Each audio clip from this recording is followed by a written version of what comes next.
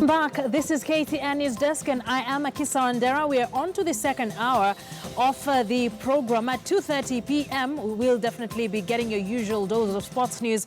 But now let's bring to you an issue that continues to spark a lot of controversy. The issue surrounding the 0.49 acres at the Migingo Island and the row on the ownership of the 0.49 acre piece of land in Migingo Island has revived once again following the shutdown of the only nursery school in the island. Kenyans whose children form the largest population at the school blame the Ugandan officers for the closure, and there are claims that Ugandan officers insist that Kenyans have no authority to set up a public facility at the island without consultation with Ugandan counterparts. Now, the school has remained closed for about 3 weeks now, and the affected have termed the closure as a provocation and a denial of education to the Kenyan children.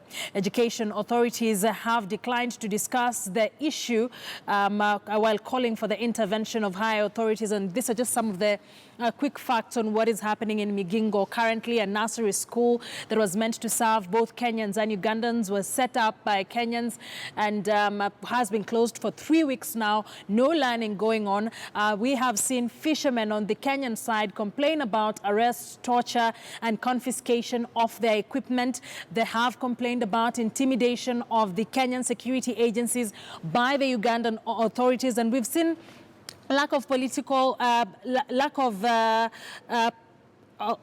political will, rather, blamed for constant feuds. And of course, this is both on the Kenyan side and the Ugandan side as far as the blame game continues. And the locals say that this provocation is a denial of education for the Kenyan children, and the education authorities have declined to discuss the issue so far. 3 weeks on, a call for intervention by high authorities currently by residents in Migingo. Later on, we will be speaking to Tom Odege. He's the Member of Parliament for Nyatike that, of course, covers this. But before we speak to Tom Odege, who is with us here in studio, I want us to speak to John Obunge. He's the chairman of the beach management in Migingo.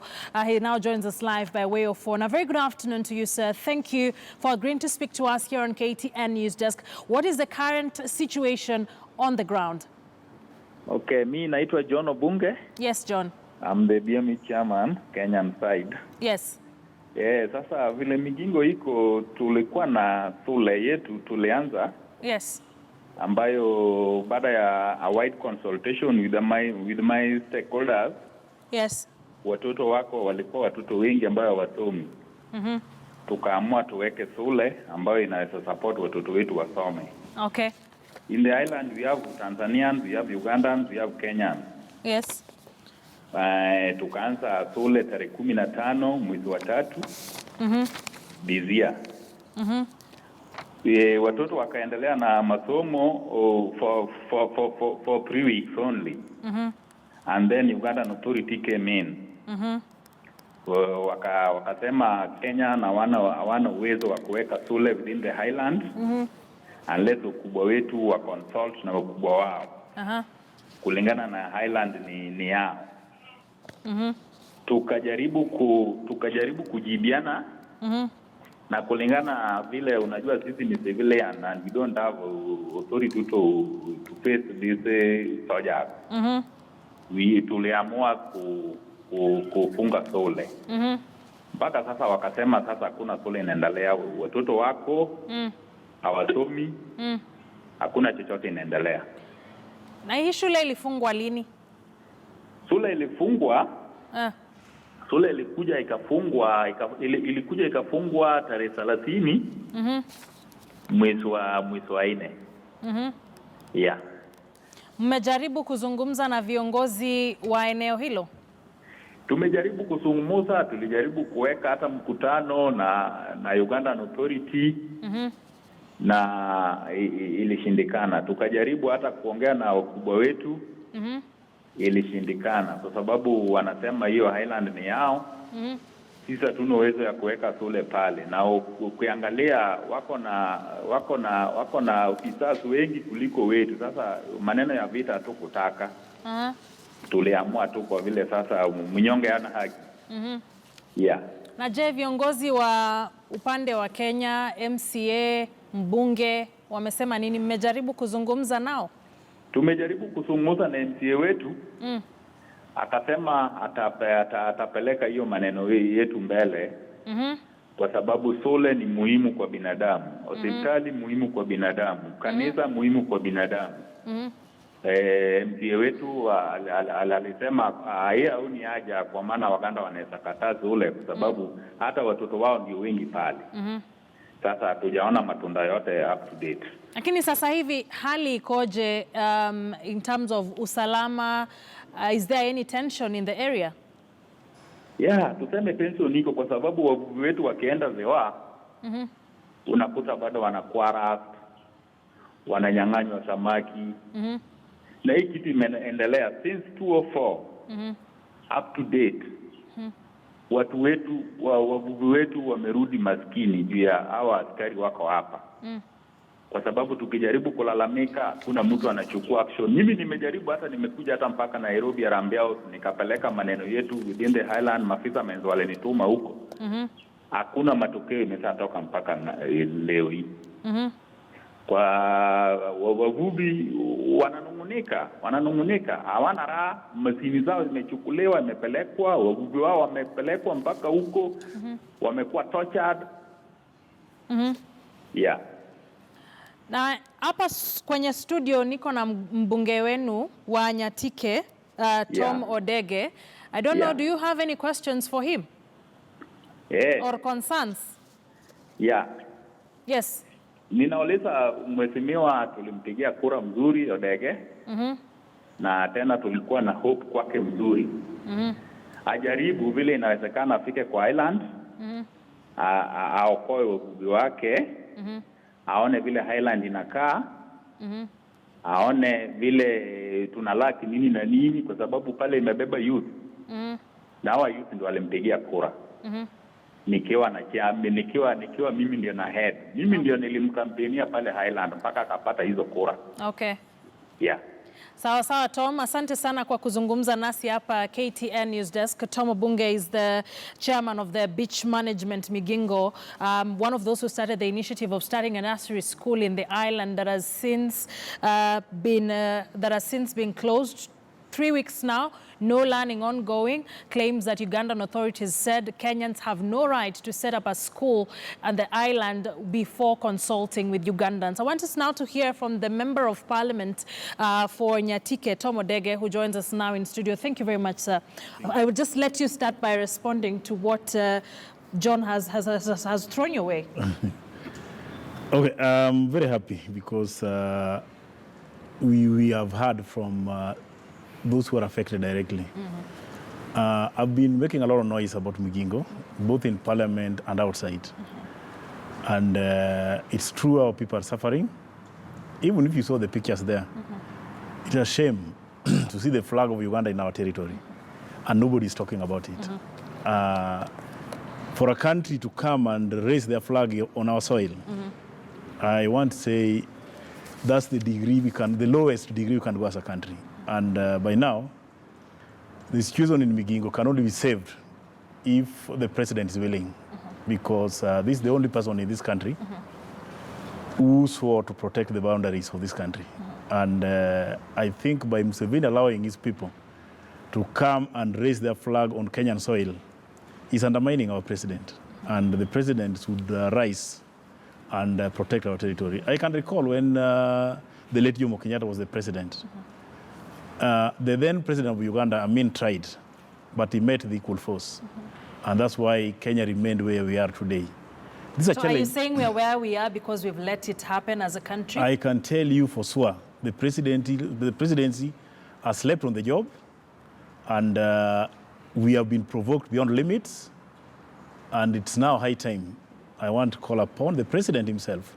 I don't want to call about the Inspector General of Police or any other person. The buck stops with the president. He's the one who can save Migingo by now. Because when you see the flag of another country in your land, I don't think any other person can talk about it. It's now beyond any other leader in the country. It's something which must now be addressed by the president himself. Yeah. From what John, the manager of the beach, Migingo Beach, says, he says the tension is currently high. He says they've been pushed to the wall. I can tell you... Is this something you can corroborate as the MP? I can tell you Migingo is just in Kenya by name, but it was taken over by Uganda a long, long time ago. The fact that it's on our soil and it's being occupied by Uganda, whether we like it or not, our people who are on Migingo currently are at the mercy of Ugandans. Because you talk of the settlement in Migingo, it's in Kenya and Kenyans are accessing it. But our own administration, where the president heads, are not allowed. You can see, that's the flag of Uganda. If we are going in a land or a territory where Ugandan flag is, what are we telling our people? We are intruders. We no longer have a right to claim Migingo. And this one has been allowed by the government to happen, which is, to me, I don't think we are serious in managing this country. And if Migingo only cannot be protected, then it's just a matter of time. We can lose this country anytime. I want us to take a look at what Member of Parliament from Mbita, Emilio Odhiambo, said late last year with regards to Migingo Island before we get back to this conversation with Tom Odege, the MP for Nyatike. Let's take a look at what she said.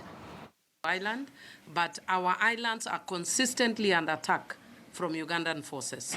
And I would therefore want to say categorically as the Member of Parliament of Mbita that we are putting the government on notice that if the government is unable to resolve issues relating to fishermen and their security and protection, we will immediately move into Article 1(2) mode.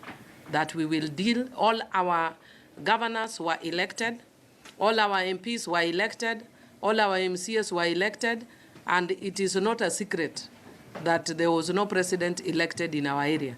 And as we speak now, we are therefore under a direct mode. All right, so she talks about interventions by leaders from that particular area, members of parliament and MCAs. What have you done so far as members of parliament with regards intervening? We have tried our level best, but now when you see a dispute pitting a country to another country, the local leadership have very little to do. What we can do as the leaders is only to petition the national government to engage with the counterpart and see how best you can go about it. But you can also recall, through Parliament, we made efforts and a survey was done. When the survey was clearly indicating that Migingo was 5 kilometers inside Kenya, that's the day Uganda stopped the survey. So what Uganda is doing in Kenyan territory is something they know very well. It's something which is, to me, is provocative. And when I saw Museveni walking in our country free yesterday and could not even utter a word about Migingo, I really felt disappointed. Did you expect that they would at least have that kind of conversation at the ESC meeting yesterday? They should. How can we tolerate the Ugandan flag in our country? And this man is coming in our country walking as if he is above the law. I don't think we need to engage Uganda anymore. And if possible, this is the high time we need to call back our ambassador from Uganda. We don't need them now because you cannot push your neighbor that far and you claim you are a good neighbor. No, we cannot tolerate it. Have you, as leaders in that particular area, tried seeking audience with the president with regards to this issue? Even as we are talking now, we have done a memorandum which I think reached the office of the president yesterday, and I'm sure you have seen it, on issues pertaining to boundary. Because as we are talking now, there is a possibility that Tanzania and Kenya will come together and do joint survey of their boundary in a very peaceful manner. Why not with Uganda? So those are the questions you're raising. Yeah. We know that yesterday's summit was majorly about infrastructure across the East African community. This is a prime area with regards to the boundary between Kenya and Uganda. What is the state of infrastructure in that particular area? I can tell you for free that it's just a matter of time. We are looking forward for the government to make us feel we are Kenyans. And let me just stop there. We are looking forward for the government to make us feel we are part of this country. So what do you expect to see in the coming days? You say that there's a memorandum at the office of the president already. What do you expect to come out of it? We expect pronouncement on development issues, including protecting our boundaries. Like me, I grew up in a fishing family. as we are talking now, no one can rely on fishing to educate his children. Some of us, our fee was paid out of fish. As we are talking today, that industry is dead. You look at the size of Lake Victoria we have in Kenya. It's not even 1/10. Uganda and Tanzania are sharing over 90%. But if they have over 90% to share, and they're still coming to infringe us on less than 10%, here I don't think we should tolerate this. Why do you think this has been going on for this long and both countries are not coming into a consensus on the issue? What do you think is the major problem? I can say it's political. It's political. Because I don't think a sitting president who is serious to protect the people he leads can sit back when another president is provoking him. That would be the last thing we should see in a country like Kenya. I don't think we should sit back and see Museveni going with this. Thank you very much for joining us here on KTN News Desk. Thank you too. Tom Odege is the Member of Parliament for